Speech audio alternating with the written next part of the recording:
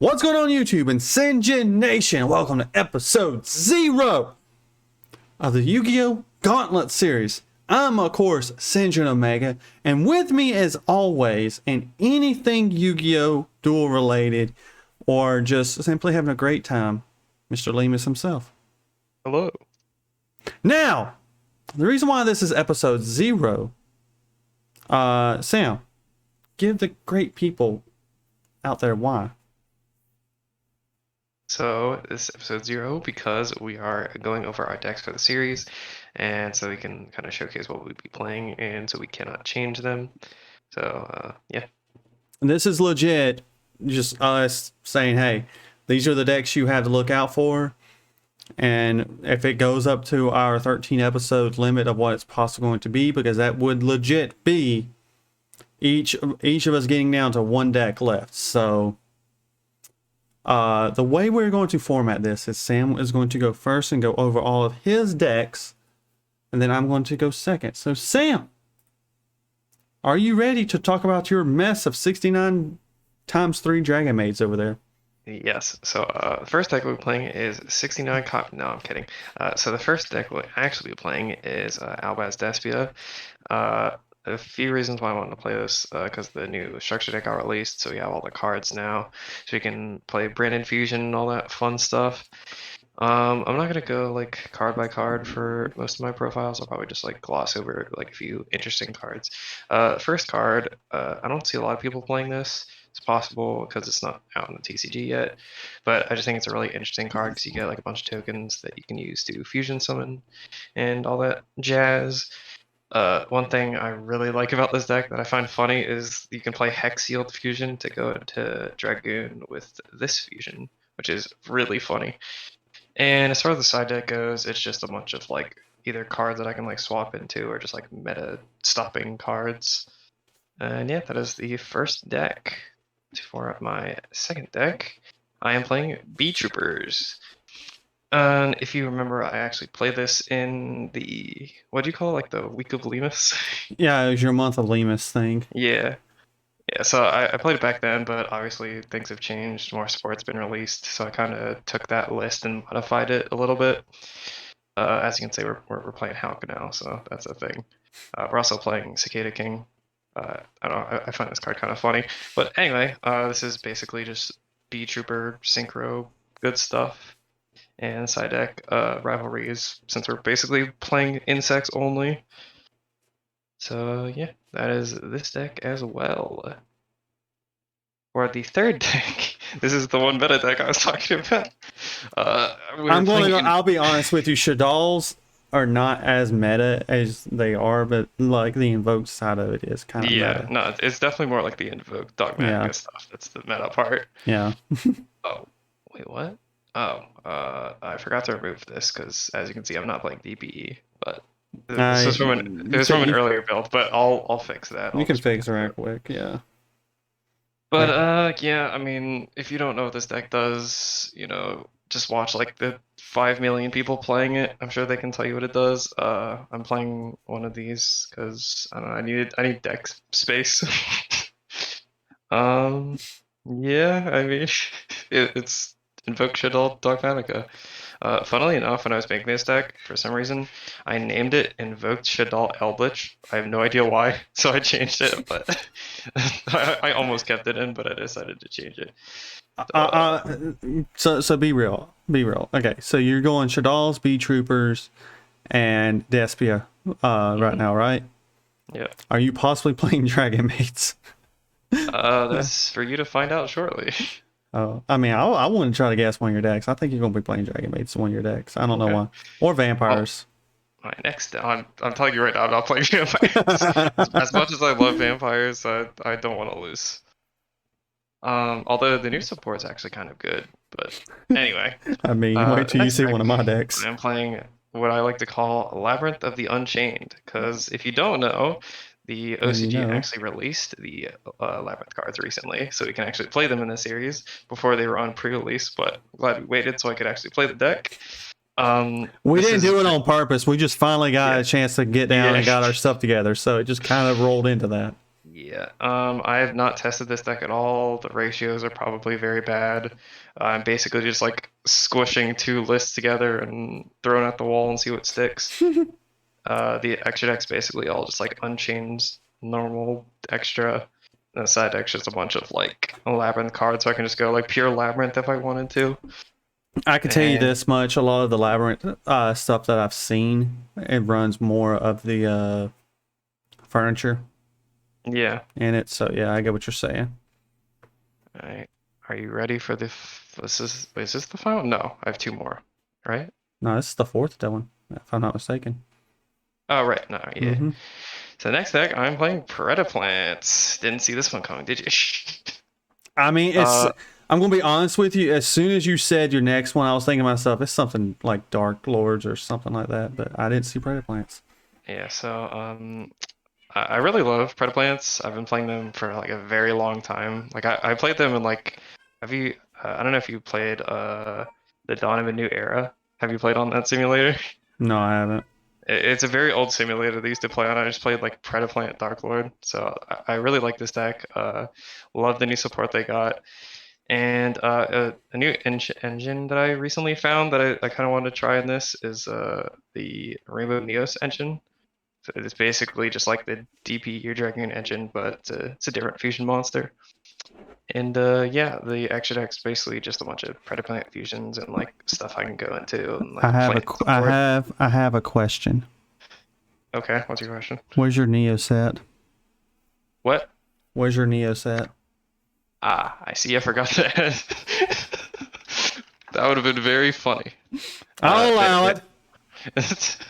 Whoops. Oh yes. I'm running this Neos engine without a Neos. I don't know how I missed that. That's funny.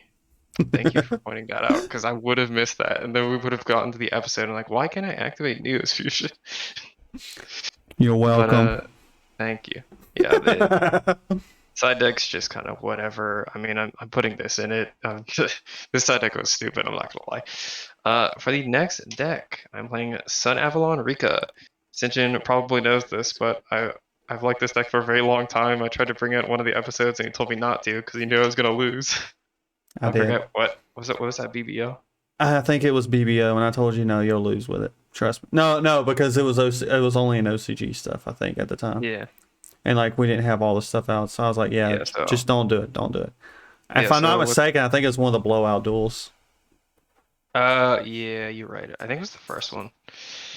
But anyway, with all of the new support, I kind of want to give it a shot, and hopefully it'll do well. If you notice, we're also playing the Therian's engine, so we'll see how that goes.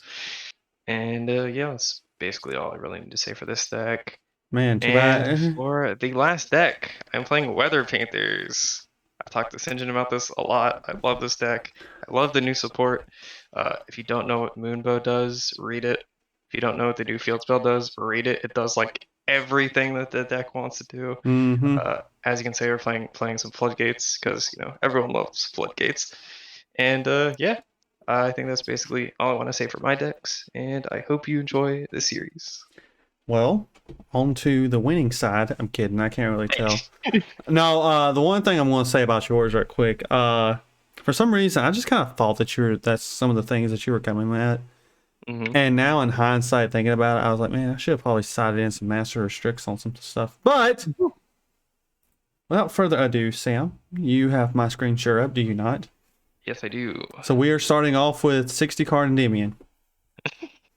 Let's go by, the first card we have Endymion the Mighty Master. We have 3 copies of it. Then we have the Master Magician as well. Then we have 3 more Mighty Masters. Then we have 3 more Masters.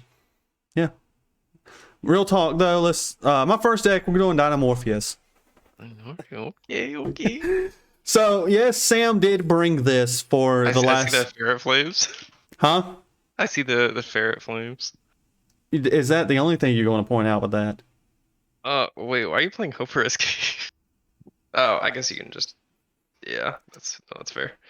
The way, I think a lot of people know this by now, the way I actually build my decks, a lot of times I look at a bunch of archives and I kind of just like throw something together and kind of like mishmash into a thing like that. And honestly, Ferret Flames and Hope for Escape was actually two things that was in it. But so I was like, okay. And a lot of this was really good in this deck.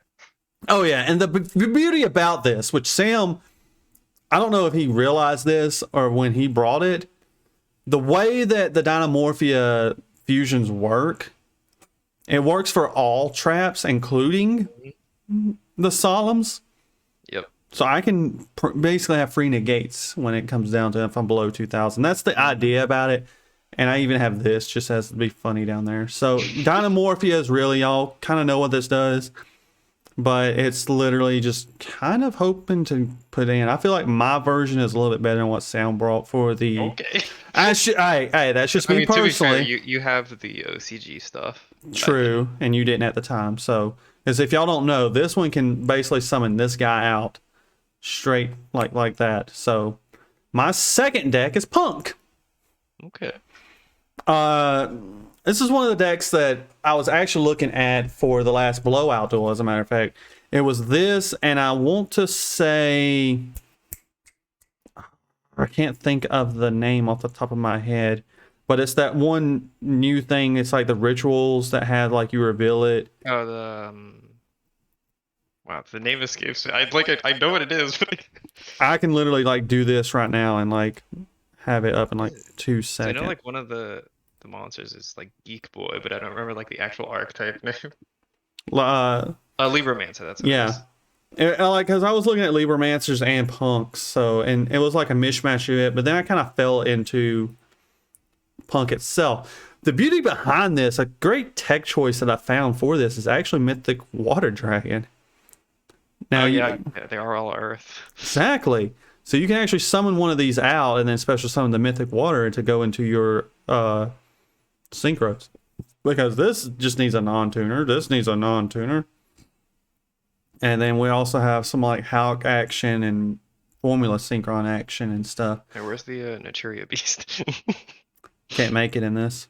I know, it was a joke. Oh yeah, so the joke was like one of the deck profiles we were looking at actually had Naturia Beast in, and there was legit no way to make it, so we were like, why?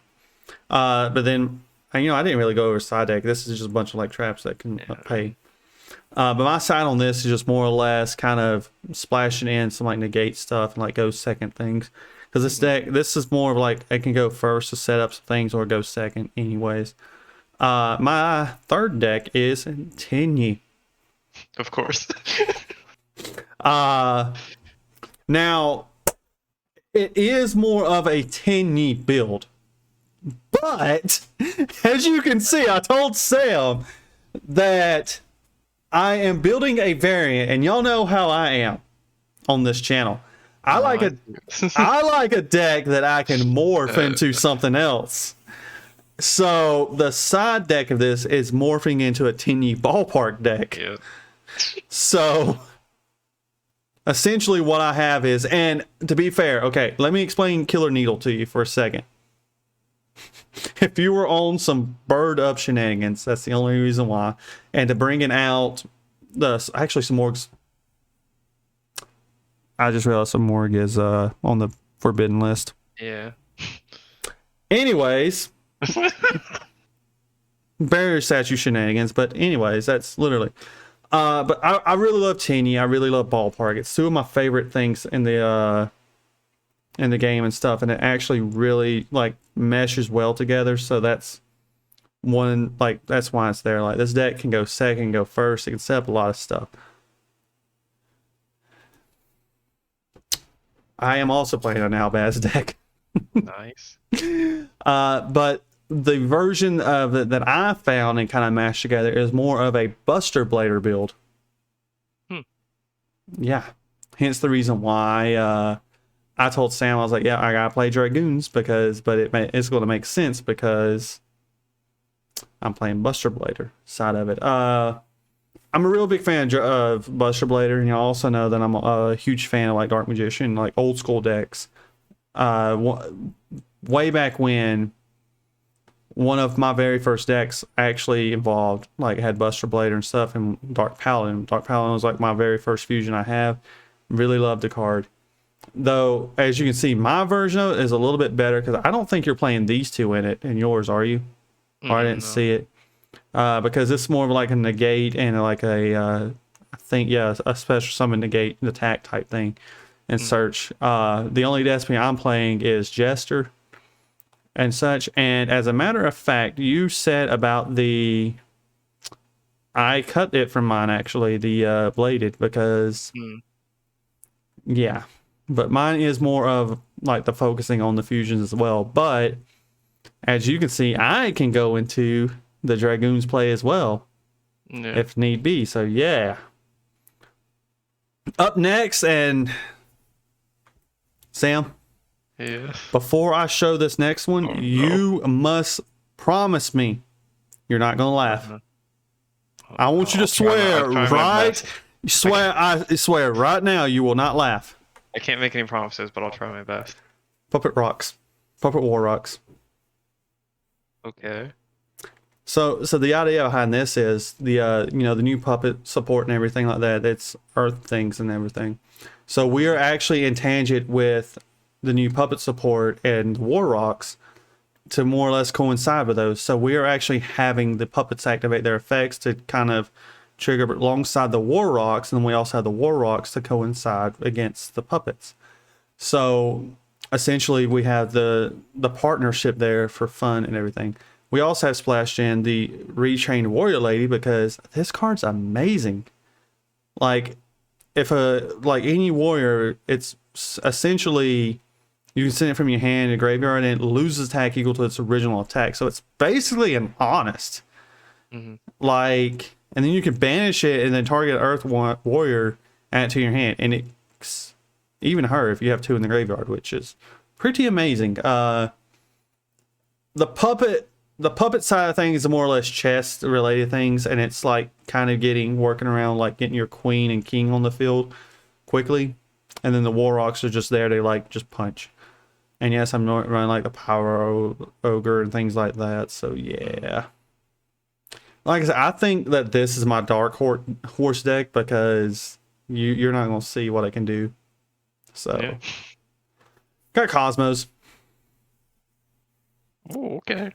Nothing to really say about it. It's your standard Cosmo deck. It's mostly here to kind of, if need be, the side deck is more or less to like stun, because with Cosmos in general, you're essentially only summoning once per turn anyways. At most, it's going to be two, like getting a Sword Troopers and like special summoning something else. That's about it.